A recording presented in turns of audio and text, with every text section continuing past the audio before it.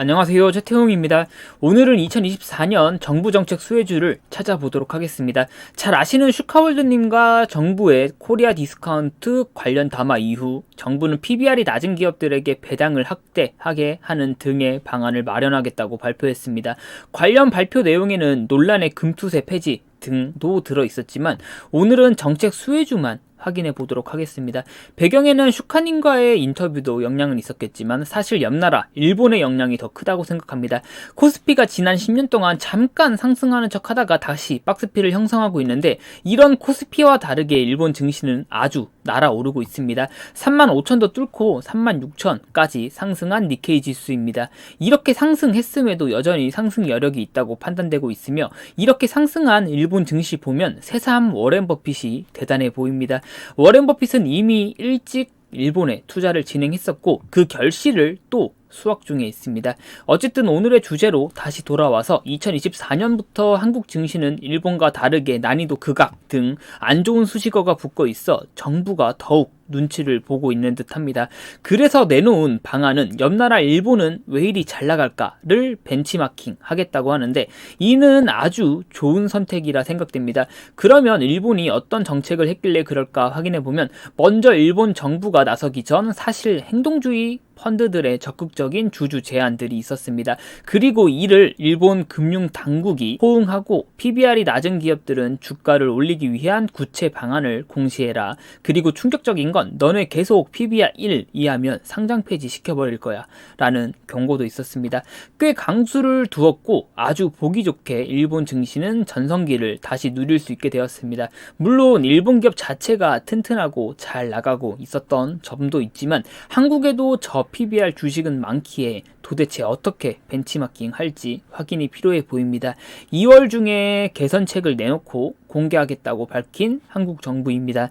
그러면 본격적으로 수혜주 확인에 들어가기에 앞서 도대체 PBR이 뭔지 확인해 보면 주가를 주당 순자산 가치로 나눈 값을 의미하는데 흔히 PBR이 1 이하면 기업이 갖고 있는 자산 대비 낮게 거래되고 있어 저평가되어 있다라고 평가하고 1보다 높으면 고평가되어 있다 이렇게 평가하는데 여기에는 아주 치명적인 함정이 있습니다. PBR이 낮은 순서대로 열거했을 때 나오는 국내 기업들입니다. PBR은 좌초 자산도 이미 자산으로 인식하기에 망해가고 있는 TY홀딩스, 태영건설 등 아주 조심해야 될 기업들의 PBR이 낮아 보이는 함정들이 있습니다. 따라서 선별해서 확인하시는 작업이 필요하고 아니 그러면 도대체 뭘 사야 되는 걸까를 같이 확인해 보도록 하겠습니다. 어디까지나 최태웅의 개인적인 생각일 뿐이고 시청자분들의 개인적인 분석과 선택이 필요한 영역이라 생각됩니다. 먼저 확인해 볼 기업은 만년 저평가 현대차입니다. 현대차에게는 저 PBR 뿐만 아니라 상속세를 내야 되는 배경도 있어 더 흥미롭습니다. 현대차의 정의선 회장은 상속세 재원 마련 때문에 현재 아주 머리가 아픈 상태입니다.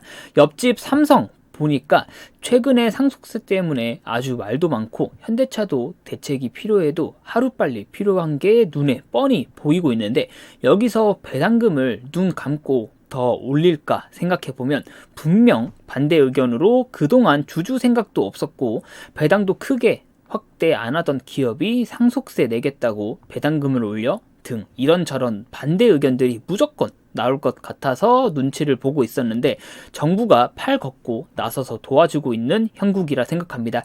옆나라 일본 보니까 상장 폐지 시키겠다 뭐다 하고 있는데 한국에서는 아직 그 대책이 무엇인지 구체적으로 나오지는 않았지만 어쨌든 이를 벤치마킹 하겠다고 하니까 가뜩이나 PBR이 0.6 이하로 저평가 국면에 있는 현대차인데 실적도 역대급으로 잘 뽑고 있습니다. 2024년에도 현대차의 실적은 좋을 것으로 예측되고 있으며 배당금 공시는 이미 1월 25일에 공시되었습니다. 본주는 4.6%, 우선주는 7.7%로 현재의 배당금도 좋아 보이는 현대차입니다. 2024년에도 실적은 좋을 것으로 예상되고 있으며 배당금도 이 때문에 충분히 더 늘 여력이 있습니다. 그렇다고 주가가 역대급이냐? 절대 그럴 수가 없죠.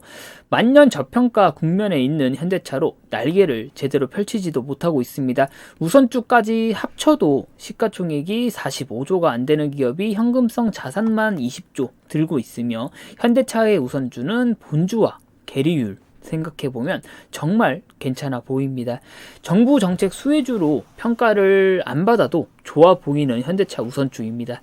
물론 만년 저평가 받는 데는 그 이유가 있을 수 있겠지만 이번에는 그래도 정부가 꽤 큰 강수를 둘 것으로 예상되는데 안 그래도 배당을 어떻게든 좀 늘리고 싶었을 현대차에게 이번 정책은 박수치며 환영할 일이라 생각합니다.